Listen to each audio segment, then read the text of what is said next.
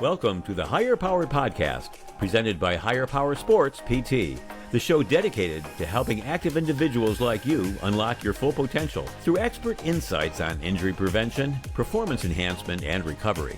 Kurt Kessler is a board-certified specialist in sports physical therapy and an athletic trainer. In each episode, he and his guests bring you the latest evidence-based strategies to help you move better, feel stronger, and stay injury-free.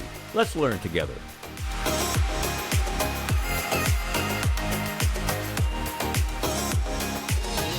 Hey there, everybody. Welcome back to another episode of the Higher Power Podcast. Today I'm going to talk about a topic that should be familiar in the physical therapy world, but is a relatively surprising concept to a lot of people.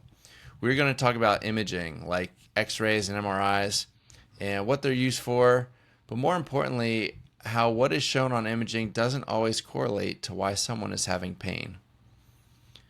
So, to start this off, what does imaging do? I'm going to focus mainly on X-rays and MRIs because they're the most commonly used in outpatient orthopedics.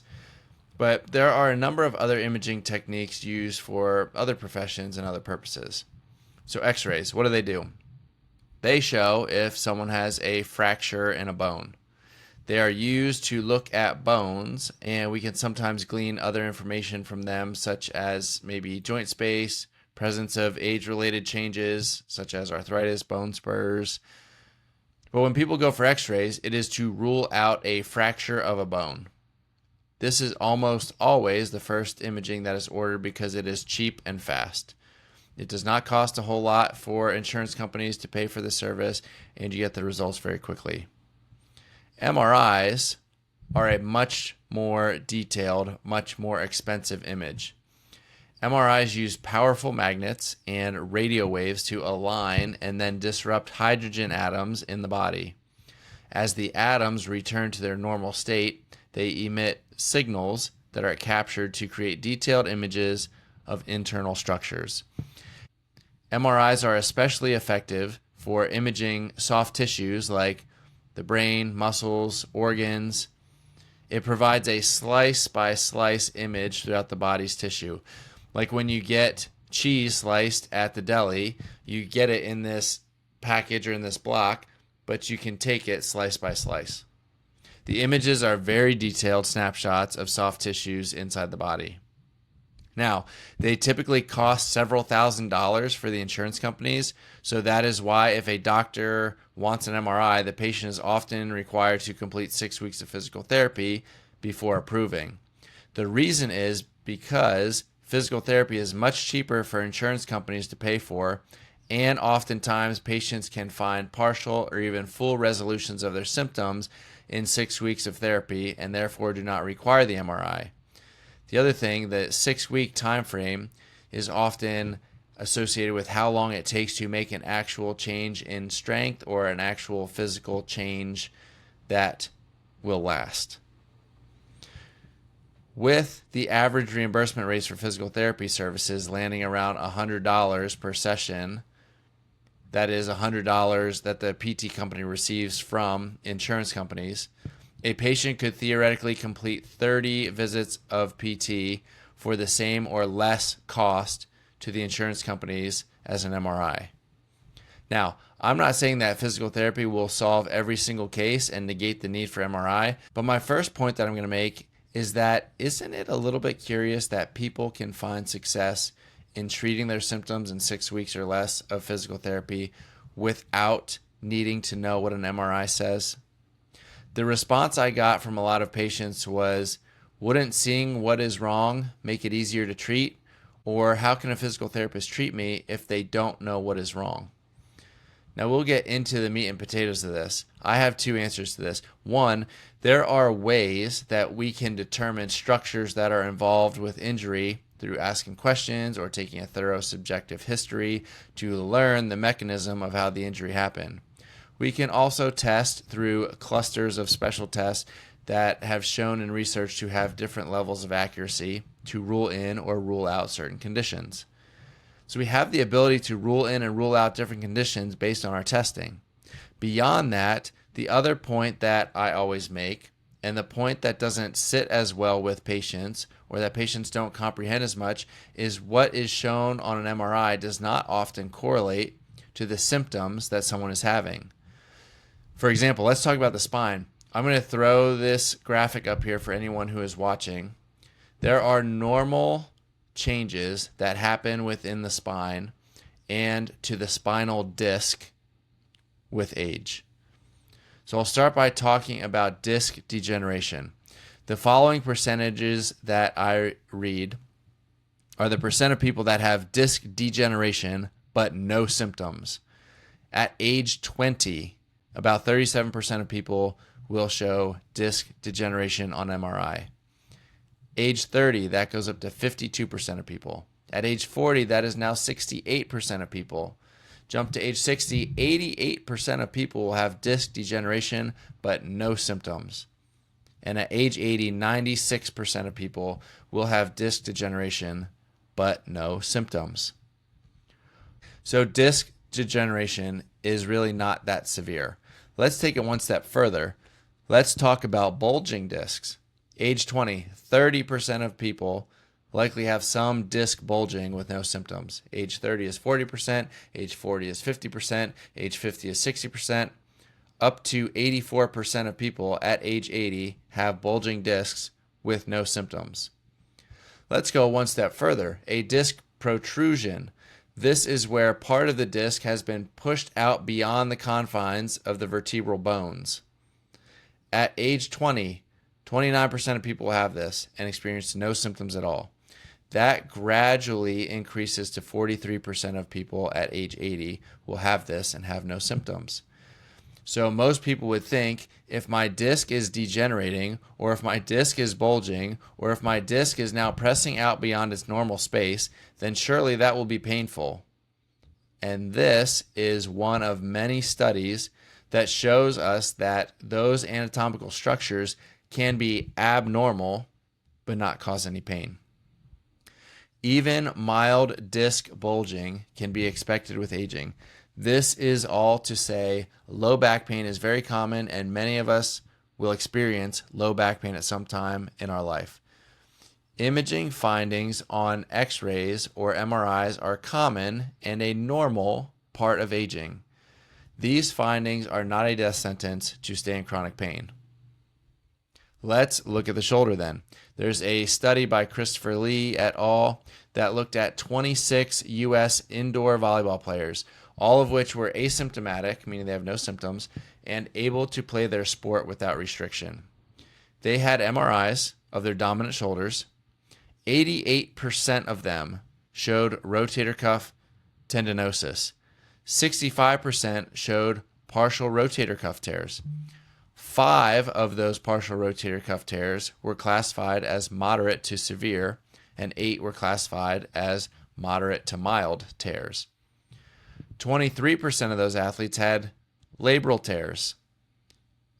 An additional 23% had fraying of their labrum.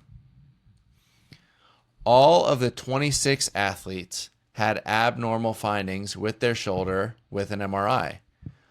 All of them were without symptoms and able to play volleyball without restriction.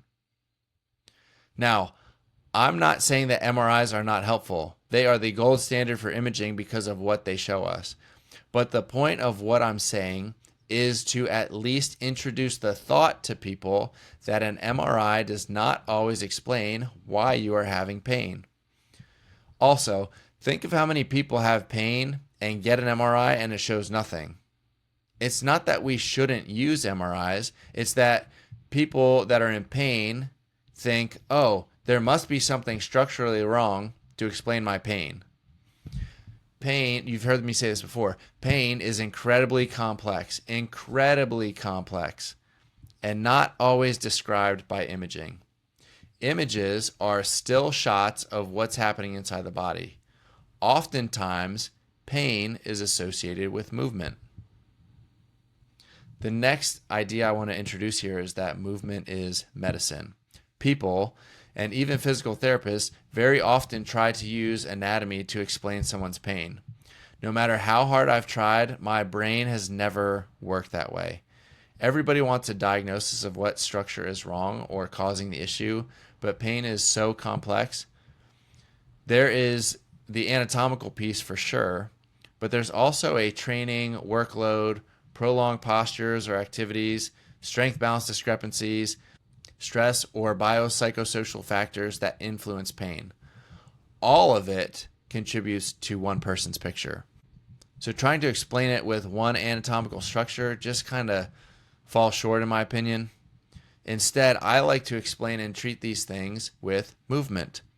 So for example, going back to the low back, there isn't always a specific mechanism, but the treatment is to find the movements that are problematic and then reintroduce those movements in a specific way, educate and guide the person through what is appropriate pain response until they're able to desensitize that movement until it's no longer an issue.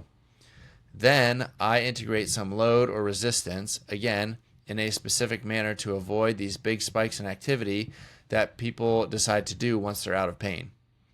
And then just guide the appropriate progression and help make training or activity decisions from there. It is not a quick fix, but it is effective for the way that the nervous system and the body as a whole prefers to adapt. It's using movement as medicine. Now, I will say, when I first started out as a PT, the cases that still haunt me are because I had the mindset that every problem could be solved with movement and PT. And maybe those cases could have, but I was too novice then to appropriately manage them. But at bare minimum, what I tell people, and I believe a lot of PTs are telling people, is to try conservative treatment first. At least we get a shot to improve something before making a decision that we can't undo. You can't undo cutting someone open and trying to repair something. So many times people just want the surgery because they just want it fixed. And unfortunately, I saw a number of cases where someone was having hip pain. They went and had hip surgery because MRI showed something. They get over their initial post-op pain, and the issue persists because the issue was actually from their back. So they spent all the time and money and can't undo the hip surgery that they've had. I'm not saying surgery is never warranted, but you should at least try to get a quality PT first and give it a shot. If it doesn't work, at least you know you were thorough and didn't jump right to surgery. I kind of went on a tangent there, but I feel like it all applies. I want to just read off a quick story that I came across on Instagram. This came from Dr. Michael Mash. I believe he's a physical therapist with Barbell Rehab. And he shares a story about one of his patients here. So he had a past patient, an older gentleman, came in after hanging Christmas lights. He spent 4 hours hanging Christmas lights overhead, and the next morning he could barely move his arm. He got an MRI. It showed a rotator cuff tear. But here's the thing. Many people his age have similar tears for years without pain. While it's tempting to blame the lights for causing the tear, the more likely cause was a sudden spike in activity his shoulder was not prepared for. This is not to say surgery is never needed. Sometimes we do find something that truly needs to be repaired. But often the damage was already there, and what the person really needs is a solid rehab plan. Modify activity to calm things down, progressively load to build capacity and confidence. That's how we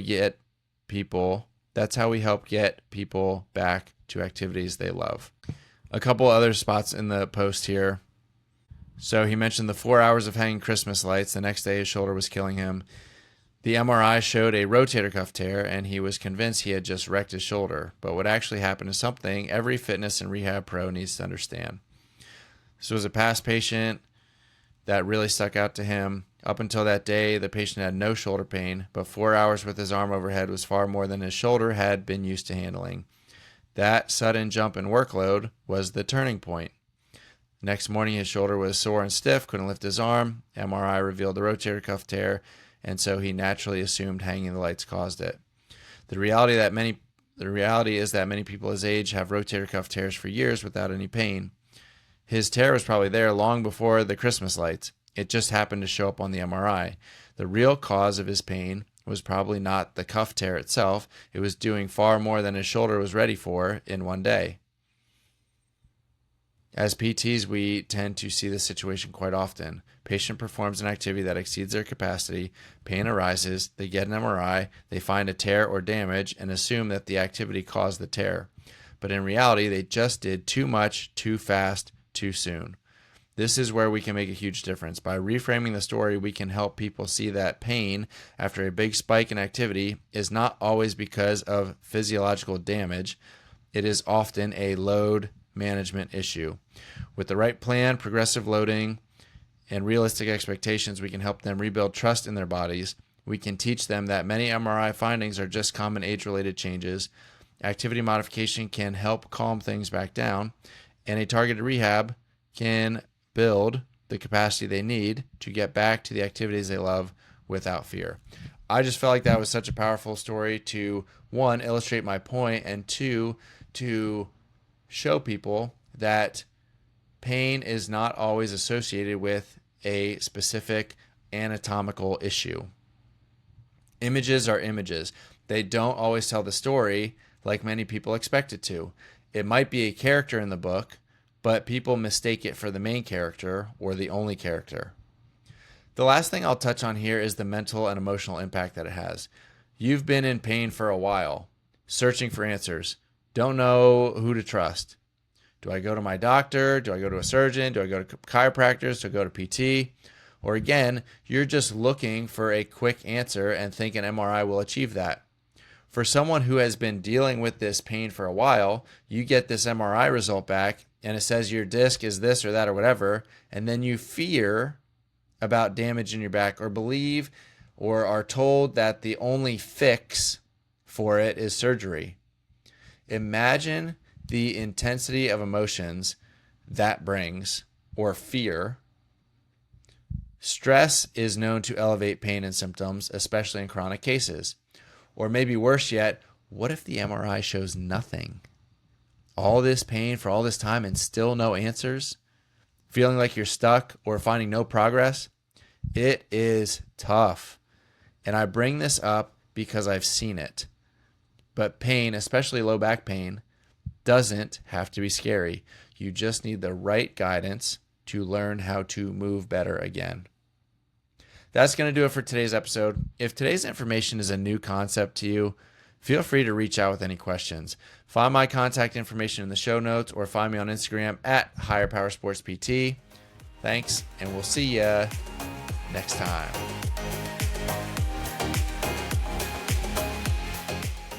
That's a wrap for today's episode of the Higher Powered Podcast, presented by Higher Powered Sports PT. We hope you gained valuable insights on how to stay strong, move better, and prevent injury, all backed by expert knowledge in sports physical therapy and athletic training. If you enjoyed today's episode, don't forget to subscribe, rate, and review. Your support helps us bring more evidence-based tips and strategies to active individuals just like you. For more resources or to connect with us, head over to hpsportspt.com. That's hpsportspt.com. Remember, you've got the power to perform at your best. Keep training smarter, recovering faster, and living stronger. Just a reminder that the content shared in this podcast is for informational and entertainment purposes only. It should not be considered medical advice. Always consult with a qualified healthcare professional before making any changes to your health or treatment plan. Thanks for tuning in. We hope to see you next time on the Higher Powered Podcast.